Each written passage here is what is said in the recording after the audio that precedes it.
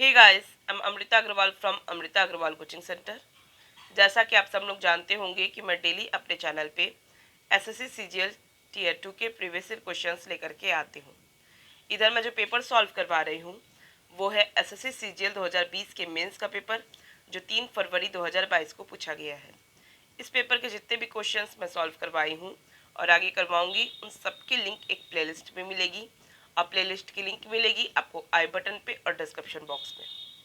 इसके पहले मैंने एसएससी सीजीएल 2020 के मेंस का पेपर, जो 29 जनवरी 2022 को पूछा गया था, इस पेपर के सारे क्वेश्चन सॉल्व करवा दिए हैं। उन सभी क्वेश्चंस के लिंक एक प्लेलिस्ट में दी है और उस प्लेलिस्ट की लिंक भी आपको आई बटन पे और डिस्क्रिप्शन बॉक्स में मिलेगी। सारे क्वेश्चंस ही मैंने डिटेल कंसेप्ट के साथ और शॉर्ट ट्रिक के साथ आपको बताए हैं। तो अगर आप इंटरेस्टेड हो तो एक बार जा कर के आप प्लेलिस्ट में विजिट कर सकते हैं। तो स्टार्ट करते हैं। मैं क्वेश्चन जो कि एसएससी सीजीएल 2020 के मेंस में 3 फरवरी 2022 को पूछा गया है।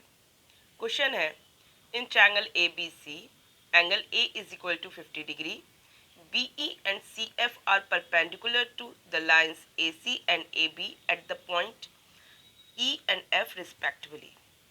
BE and CF intersect at point H. The bisector of angle HBC and angle HCB intersect at point P. Give the measure of angle BPC. आपसे इस एंगल की मेजरमेंट पूछ रहा है। कह रहा है कि ABC ट्रायंगल है, इस ट्रायंगल में एंगल A 50 डिग्री का है।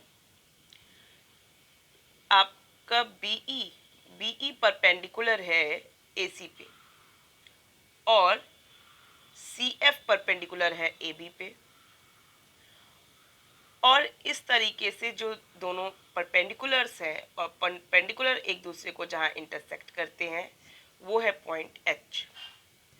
अब इस H पॉइंट से जो ये एक ट्रायंगल फॉर्म हो रहा है, मीन्स यहाँ जो एक ट्रायंगल बन रहा है, इस ट्रायंगल में BP और CP ये है एंगल बाइसेक्टर। तो बताइए कि इस एंगल की क्या वैल्यू हो। देखिए, इसमें क्वेश्चन कुछ नहीं है, बिल्कुल टफ नहीं है। आप इसे फिंगर टिप पे सॉल्व कर सकते हैं, सेकेंड्स में इसकी वैल्यू फाइंड आउट कर सकते हैं।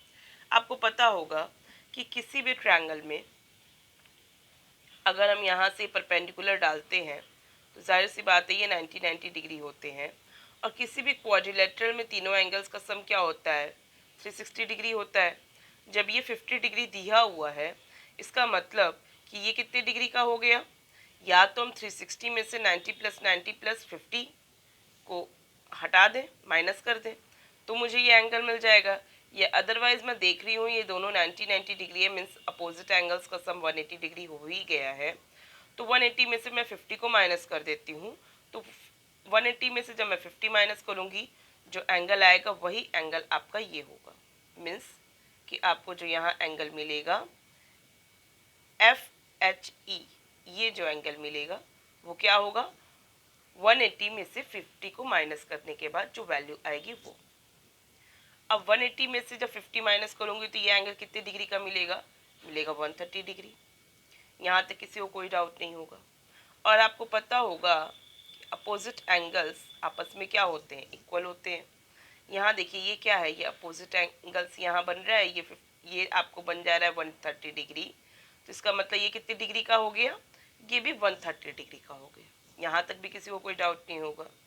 इसका मतलब ये जो एंगल आपको मिला है BHC, ये एंगल है 130 डिग्री का। ठीक है। अब यहाँ आपको कह रहा है कि ये जो ट्रायंगल आपको फॉर्म हुआ है, इस तरीके से ये जो एंगल यहाँ पे B है और एंगल C है, इसका एंगल बाइसेक्टर BP और CP है। ठीक है। और ये एंगल आपसे पूछा है। जैसे जनरली अगर आपको एसएससी की प्रिपरेशन किए हैं तो आपको पता होगा कि किसी भी ट्रायंगल में ये जो एंगल बाइसेक्टर है, ये अगर ये एंगल बाइसेक्ट हो रहा है तो इसका मतलब यहाँ पे बनने वाला जो एंगल होगा वो यहाँ पे बनने वाले एंगल से हाफ प्लस 90 डिग्री होगा। मीन्स अगर यहाँ पे आपका 130 डिग्री हो रहा है तो 130 का हाफ कितना हो गया, 65, 65 प्लस 90, यही आपका ये एंगल आएगा। ये तो हुआ कि आपको ये चीज़ लर्न होनी चाहिए। जब यहाँ एंगल बने तो 90 plus half of this angle, और अगर यहाँ पे इसी तरीके से यहाँ पे बने, एक्सटीरियर एंगल बाइसेक्टर से बने, ये मीन्स आई डैश से इंडिकेट करते हैं, इसे हम आई से इंडिकेट करते हैं। तो यहाँ पे क्या हो जाता है, ये अगर 90 प्लस ए अपॉन 2 आता है तो ये एंगल आता है 90 माइनस ए अपॉन 2।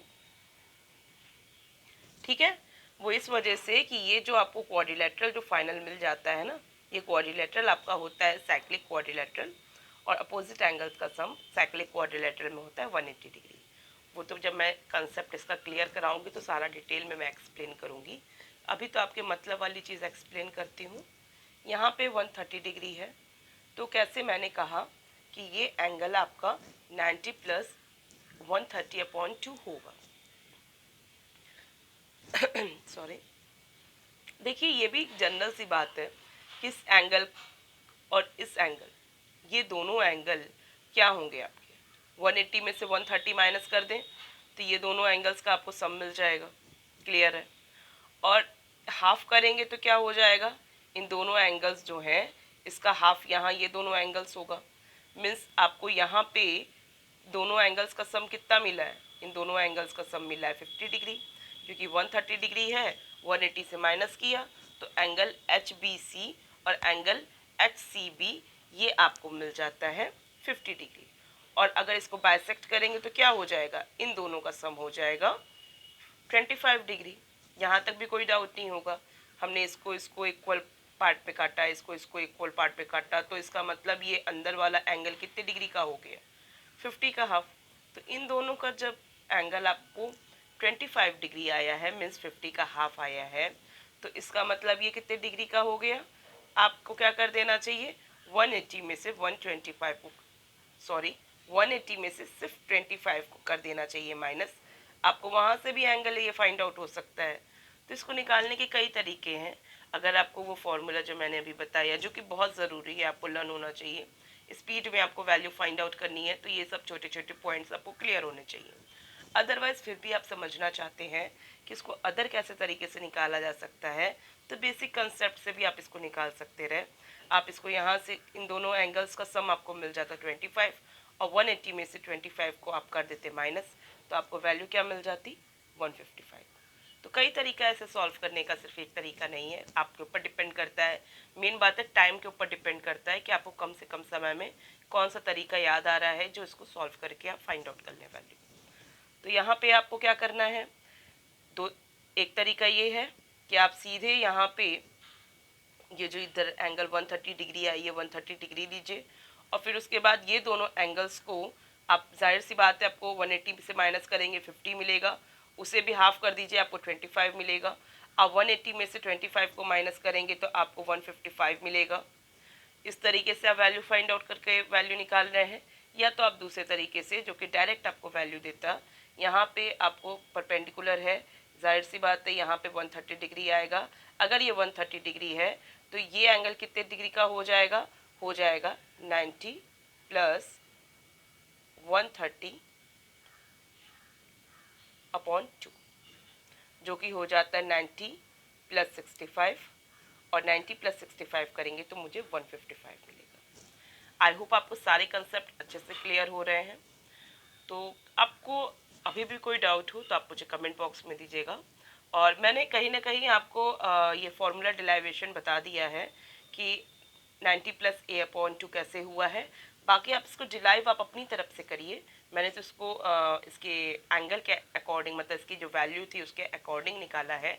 आप इसे बस ABC के फॉर्म पे भी रख के अगर फाइंड आउट करेंगे तो आप इजीली इसके फॉर्मूले को आप समझ पाएंगे कि कैसे निकला है। उसके बाद आपको मैंने जो बताया था वो आई डैश वाला एंगल, वो भी आप खुद से निकालिए। जितनी चीज़ें आप खुद से काम करेंगे ना, खुद से सोचेंगे, खुद से सारी चीज़ें करेंगे, वो चीज़ आपको ज़्यादा लंबे समय तक ध्यान भी रहेगी।